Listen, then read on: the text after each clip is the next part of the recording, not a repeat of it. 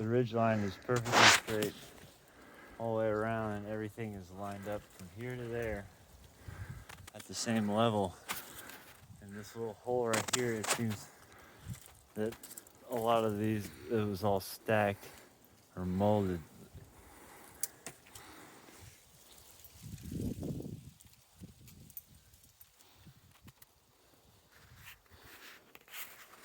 But a glacier supposedly did this.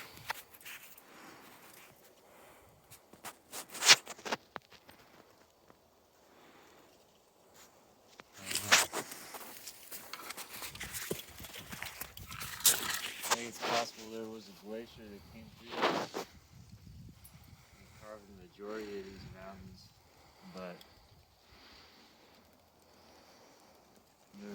there had to have been another civilization here a long time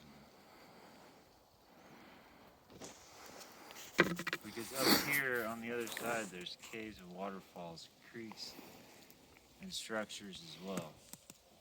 Lily. Dog, don't be stupid. Lily.